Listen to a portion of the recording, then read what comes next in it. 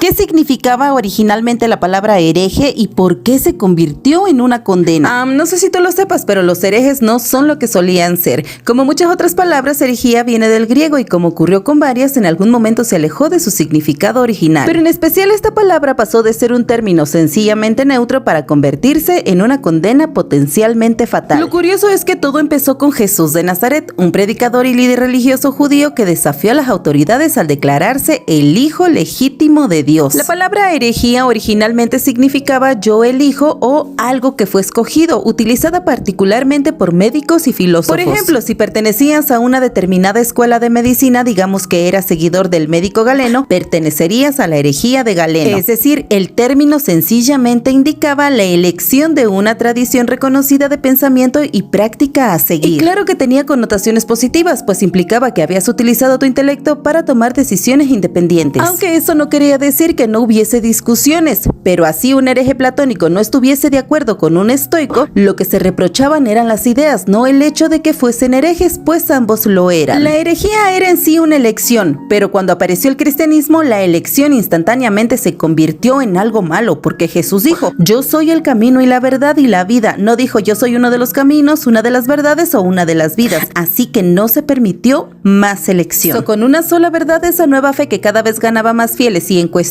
de pocos siglos cautivó al imperio que inicialmente la rechazó, era imperativo que no hubiera lugar siquiera a la duda. Pero ¿cuál era esa verdad? Pues ya sabes, cualquier palabra, acción o pensamiento que a la Iglesia Católica le gustara. Y así el libre pensamiento de la civilización grecorromana fue suprimido sin ambigüedades. Lo que significaba elección bajo el reino de la Iglesia cristiana se transformó en un error. Así cualquier cuestionamiento o desviación de la ortodoxia era herejía en su nuevo significado. Elegir comenzó a ser visto como un mal, y más que un mal era algo muchísimo, muy malvado. En los textos sobre los herejes a menudo se los representa como serpientes o como insectos. Son cosas que te perjudican, son veneno, una gangrena, algo que hay que cortar, quitar y destruir. San Agustín tiene una frase memorable, dice, los herejes son aquellos a quienes la Iglesia evita como a una... Y bueno, apenas 50 años después de que los cristianos llegaran al poder, pueblos enteros de herejes fueron masacrados, es decir, de médicos, de filósofos, etc., en parte del imperio, y textos como el Código Teodosiano, promulgado en 438 por Teodosio II, son la mayor evidencia de esta persecución. El último libro, de hecho, está repleto de leyes contra los herejes. Dice que serán multados con esta cantidad de oro, serán azotados con plomo y pesas, perderán sus casas, perderán sus trabajos, serán expulsados de las ciudades, serán exiliados, etc. Están repletos de amenazas físicas, pero la presión social tiene un efecto poderoso, así que una de las primeras cosas que hacen para reprimir a los herejes es amenazar sus medios de vida.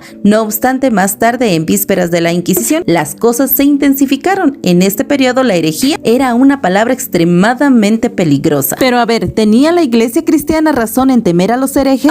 Por un lado sí, porque desafiaban el pensamiento puro acorde con la verdad que las autoridades quisieran fomentar, y por otro porque si los herejes demostraban que las creencias oficiales y expresadas por la autoridad eran erróneas, la autoridad perdía toda justificación. Y fue por esta razón que los cardenales de la Iglesia Católica intentaron silenciar a Galileo Galilei. Por ejemplo, la idea de que la Tierra gira alrededor del Sol, como aseveró el astrónomo italiano, al que la Inquisición tachó de hereje, no ponía en peligro obviamente las almas de las personas, pero contradecía lo que la Iglesia entonces decía que era verdad, y eso amenazaba con mellar su poder, que se extendía en todos los campos y en todas direcciones. Y entonces, con el paso de los siglos, la palabra hereje empezó a utilizarse no solo para describir el desafío a una autoridad religiosa, sino a autoridades de otros tipos. En su segunda acepción en el diccionario de la lengua española aparece hereje como persona que disiente o se aparta de la doctrina o norma de una institución, una organización, una academia, etc. Y no fue la única que cambió. Su contraparte ortodoxo aparece en el mismo diccionario como conforme con la doctrina fundamental de un sistema político, filosófico, etc.,